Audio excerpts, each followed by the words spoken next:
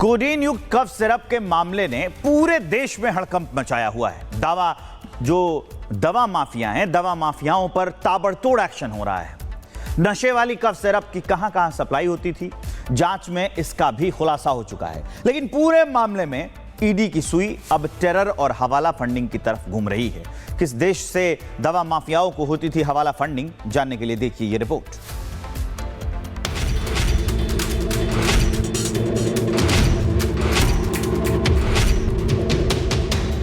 खांसी की दवा में कोडीन का डोज बढ़ाकर नशे का कॉकटेल बनाने वाले काले कारोबारियों की हर कड़ी से पर्दा उठ रहा है। कोडीन कांड की जांच में देश को सन करने वाला खुलासा हुआ है। ईडी को शक है कि नशीले कफ सिरप की काली कमाई से आतंकियों का पोषण किया जा रहा था। कोडीन के पैसे का इस्तेमाल टेरर फंडिंग में हो रहा था। सूत्रों के मुताबिक ईडी को कुछ ऐसे लिंक्स मिले हैं जिसमें बांग्लादेश के कुछ इस्लामिक संगठनों की कोडीन युक्त कफ सिरप बेचने में संलिप्तता पाई गई है। काली कमाई का ये पैसा हवाला के जरिए ट्रांसफर किया जाता था। खुलासा होने के बाद ईडी ने अब कोडीन कांड की जांच की दिशा बदल दी है। कई हवाला ऑपरेटर ईडी के रडार पर है। ईडी पूरे नेटवर्क का भंडाफोड़ करने में जुटी है। सूत्रों के मुताबिक दुबई से चलने वाले हवाला नेटवर्क से भारत में सक्रिय गिरोह के सदस्यों को रकम भेजी जाती थी। दावा है बांग्लादेश में सबसे ज्यादा तस्करी भारत में बनने वाली कोडीन युक्त खांसी सिरप और म्यांमार की याबा टैबलेट की होती है। ईडी के रडार पर फुटकर दुकानदारों समेत कोडीन सिरप बनाने वाली फार्मा कंपनियां और हवाला ऑपरेटर है। सूत्रों के मुताबिक ईडी ने 6 से ज्यादा कंपनियों की लिस्ट तैयार कर ली है, जिसमें टॉप पर हिमाचल के बद्दी में दवा बनाने वाली कंपनी एबॉट फार्मास्यूटिकल्स है। नशे का कारोबार करने वाले शुभम जायसवाल ने देश ही नहीं विदेशों में भी काली कमाई के अड्डे बनाए हुए थे। बांग्लादेश जैसे देशों में नशीली दवाई की सप्लाई कर करोड़ों रुपए की काली कमाई की थी। लेकिन अभी इस बात का खुलासा नहीं हुआ है कि इस काली कमाई को कहां पे लगाया हुआ था, और यही बात की जो जांच है वो ईडी की टीम कर रही है। ईडी की टीम ये भी पता लगा रही है कि बांग्लादेश के रास्ते कहीं सारा पैसा जो पाकिस्तान में आतंकियों तक तो नहीं पहुंचाया। समाजवादी पार्टी के अध्यक्ष अखिलेश यादव भी कोडीन युक्त कफ सिरप के मामले में यूपी सरकार पर लगातार सवाल खड़े कर रहे हैं। क्या सरकार चल रही है, क्या कानून व्यवस्था है? बड़े बड़े अपराधी घूम रहे हैं, कोडीन के माफिया घूम रहे हैं, और प्रधान संसद जी के 6 से मुख्य आरोपी भाग जाए, पुलिस भगा दे, ये बड़ा विषय नहीं है क्या? तो इसका मतलब ये है कि जो डबल इंजन की सरकार है, एक इंजन पकड़वाना चाहता है, एक इंजन छुड़वाना चाहता है। हम ये चाहते हैं कि जो दोषी लोग हैं उनके खिलाफ कार्रवाई हो।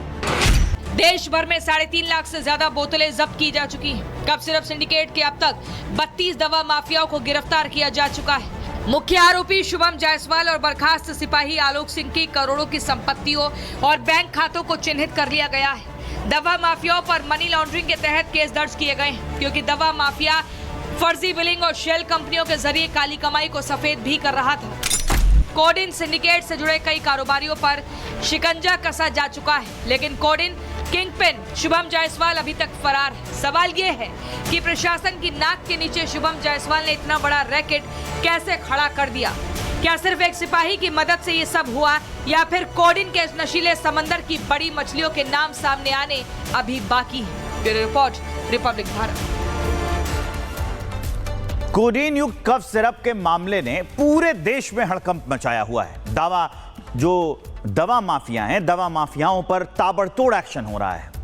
नशे वाली कफ सिरप की कहां सप्लाई होती थी, जांच में इसका भी खुलासा हो चुका है। लेकिन पूरे मामले में ईडी की सुई अब टेरर और हवाला फंडिंग की तरफ घूम रही है।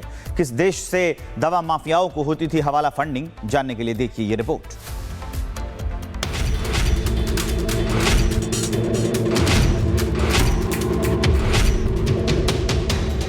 खांसी की दवा में कोडीन का डोज बढ़ाकर नशे का कॉकटेल बनाने वाले काले कारोबारियों की हर कड़ी से पर्दा उठ रहा है।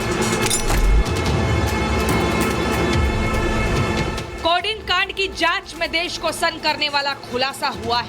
ईडी को शक है कि नशीले कफ सिरप की काली कमाई से आतंकियों का पोषण किया जा रहा था। कोडीन के पैसे का इस्तेमाल टेरर फंडिंग में हो रहा था। सूत्रों के मुताबिक ईडी को कुछ ऐसे लिंक्स मिले हैं जिसमें बांग्लादेश के कुछ इस्लामिक संगठनों की कोडीन युक्त कफ सिरप बेचने में संलिप्तता पाई गई है। काली कमाई का ये पैसा हवाला के जरिए ट्रांसफर किया जाता था। खुलासा होने के बाद ईडी ने अब कोडीन कांड की जांच की दिशा बदल दी है। कई हवाला ऑपरेटर ईडी के रडार पर है। ईडी पूरे नेटवर्क का भंडाफोड़ करने में जुटी है। सूत्रों के मुताबिक दुबई से चलने वाले हवाला नेटवर्क से भारत में सक्रिय गिरोह के सदस्यों को रकम भेजी जाती थी। दावा है बांग्लादेश में सबसे ज्यादा तस्करी भारत में बनने वाली कोडिन युक्त खांसी सिरप और म्यांमार की यावा टैबलेट की होती है। ईडी के रडार पर फुटकर दुकानदारों समेत कोडिन सिरप बनाने वाली फार्मा कंपनियां और हवाला ऑपरेटर हैं। सूत्रों के मुताबिक ईडी ने 6 से ज्यादा कंपनियों की लिस्ट तैयार कर ली है, जिसमें टॉप पर हिमाचल के बद्दी में दवा बनाने वाली कंपनी एबॉट फार्मास्यूटिकल्स है। नशे का कारोबार करने वाले शुभम जायसवाल ने देश ही नहीं विदेशों में भी काली कमाई के अड्डे बनाए हुए थे। बांग्लादेश जैसे देशों में नशीली दवाई की सप्लाई कर करोड़ों रुपए की काली कमाई की थी, लेकिन अभी इस बात का खुलासा नहीं हुआ है कि इस काली कमाई को कहां पे लगाया हुआ था। और यही बात की जो जांच है वो ईडी की टीम कर रही है। ईडी की टीम ये भी पता लगा रही है कि बांग्लादेश के रास्ते से कहीं सारा पैसा जो पाकिस्तान में आतंकियों तक तो नहीं पहुंचाया। समाजवादी पार्टी के अध्यक्ष अखिलेश यादव भी कोडिन युक्त कफ सिरप के मामले में यूपी सरकार पर लगातार सवाल खड़े कर रहे हैं। क्या सरकार चल रही है, क्या कानून व्यवस्था है? बड़े बड़े अपराधी घूम रहे हैं, कोडीन के माफिया घूम रहे हैं, और प्रधान संसद जी के 6 से मुख्य आरोपी भाग जाए, पुलिस भगा दे, ये बड़ा विषय नहीं है क्या? तो इसका मतलब ये है कि जो डबल इंजन की सरकार है, एक इंजन पकड़वाना चाहता है, एक इंजन छुड़वाना चाहता है। हम ये चाहते हैं कि जो दोषी लोग हैं उनके खिलाफ कार्रवाई हो। देश भर में 3.5 लाख से ज्यादा बोतलें जब्त की जा चुकी हैं। कफ सिरप सिंडिकेट के अब तक 32 दवा माफियाओं को गिरफ्तार किया जा चुका है। मुख्य आरोपी शुभम जायसवाल और बर्खास्त सिपाही आलोक सिंह की करोड़ों की संपत्तियों और बैंक खातों को चिन्हित कर लिया गया है। दवा माफियाओं पर मनी लॉन्ड्रिंग के तहत केस दर्ज किए गए हैं, क्योंकि दवा माफिया फर्जी बिलिंग और शेल कंपनियों के जरिए काली कमाई को सफेद भी कर रहा था।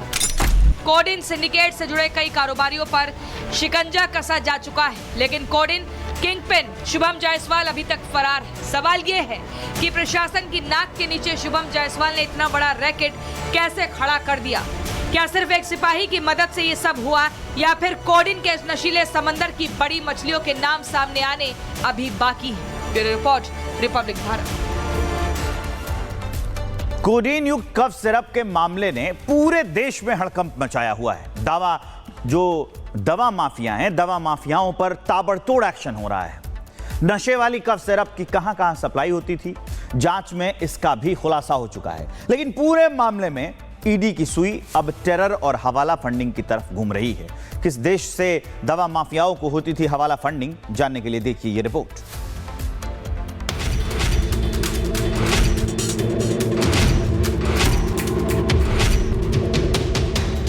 खांसी की दवा में कोडीन का डोज बढ़ाकर नशे का कॉकटेल बनाने वाले काले कारोबारियों की हर कड़ी से पर्दा उठ रहा है।